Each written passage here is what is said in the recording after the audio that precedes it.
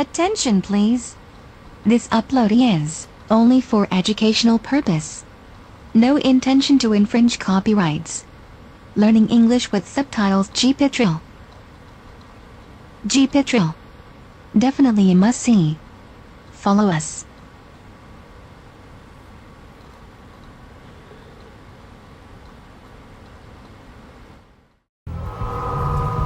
At the Lake Club, waitress Barbara Lard believes that she has just seen a ghost. I just stood there and I was in a state of shock.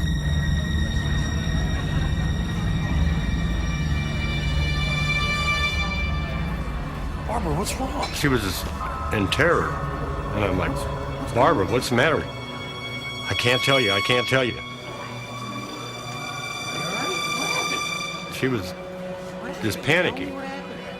And I told her, I said, well, you know, go back in the office and sit down. Well, I'm not going back there. I'm never going back there again.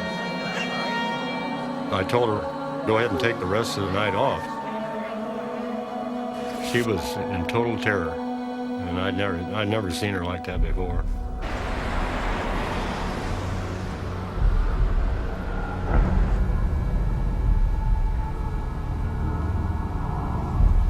Hey, come on in.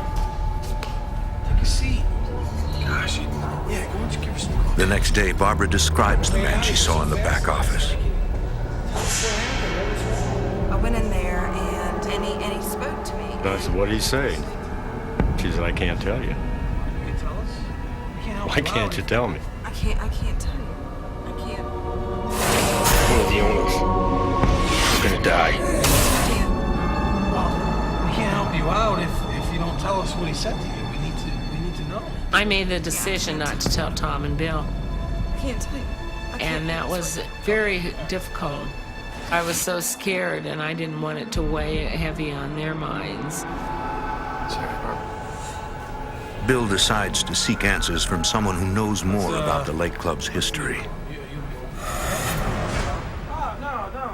He pays a visit to Dusty, the club's longtime caretaker. So everything good, right? Oh, everything's... No problem?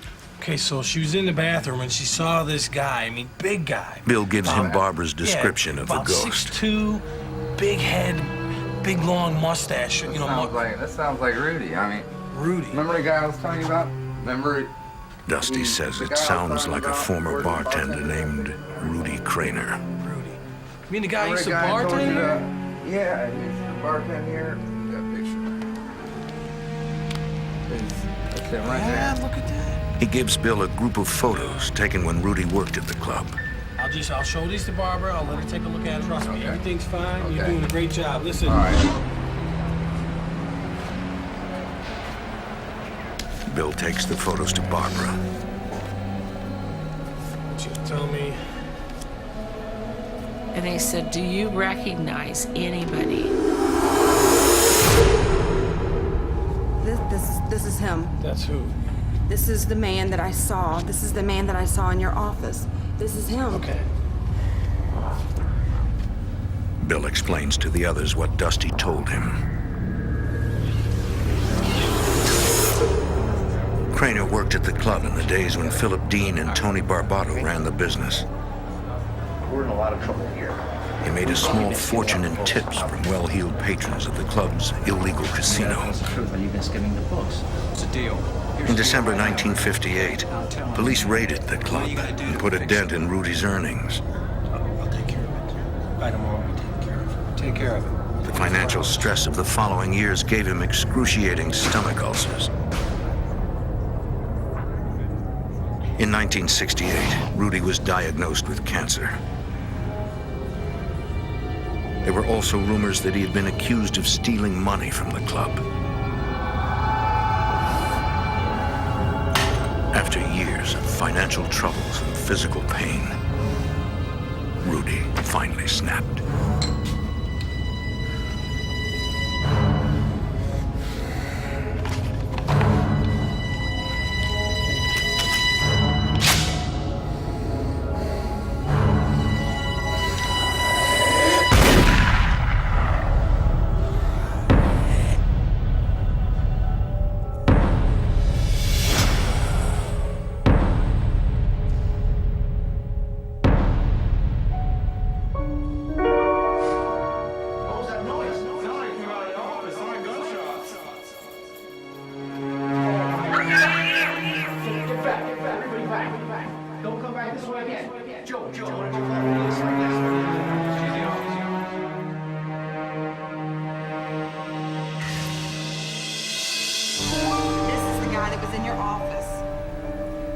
Dusty said that Rudy Craner was a Catholic. As a Catholic himself, Tom has a theory. Since suicide was the worst sin a Catholic could commit, he might be trapped between the planes of life. When we found out it was Rudy, he was the one perpetrating all this stuff around her. And he was getting violent. That scared me and Tom even more. I don't know, Barbara. The violent way that he died, he might turn right around and use that violence again on somebody that I knew. And that thought just scared the hell out of me. Calm down. It's okay. All right, calm down. Bill is unaware that Barbara is harboring a terrible secret. Yes, I'm sure. Rudy's ghost told her that one of the club owners is going to die soon. Mom, to do his head right off. He's not alive, so...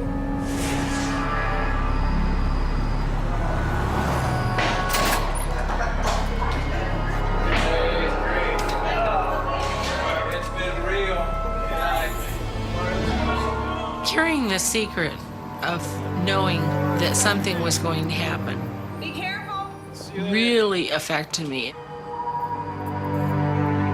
It just weighed so heavy on my heart because I just adored Tom and Bill both so much.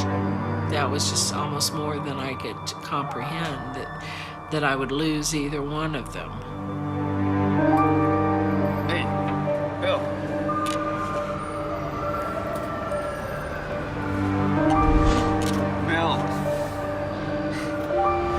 Bill. You on?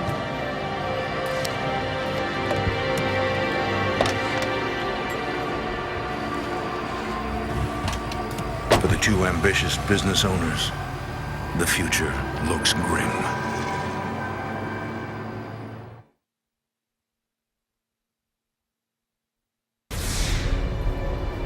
Be careful. Whenever Barbara helps Tom or Bill close the club, she prays for their safety.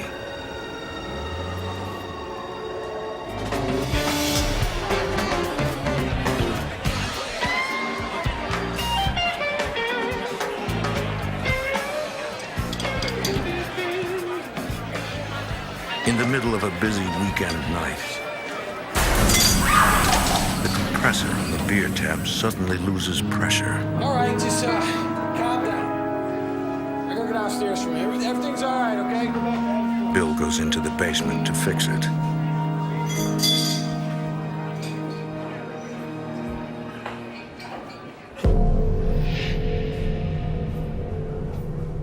I went to go down and give it a swift kick to get it working. And when I went down, the lights were all off down there.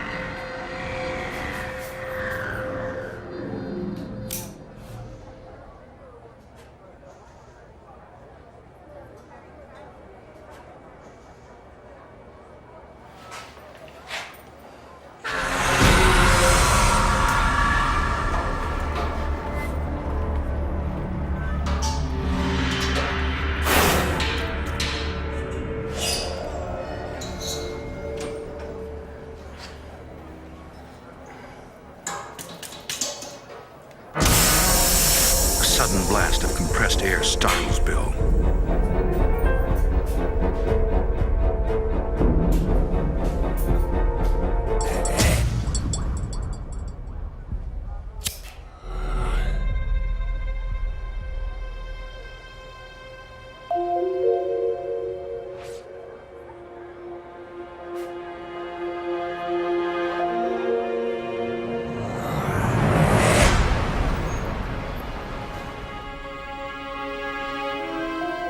Bill is convinced that the haunting is real, but he's embarrassed to discuss it with his landlord, Philip Dean.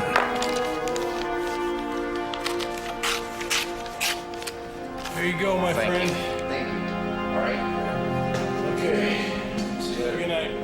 Yeah, I'll come by tomorrow again, okay? Okay. Good night, guys. Thank you.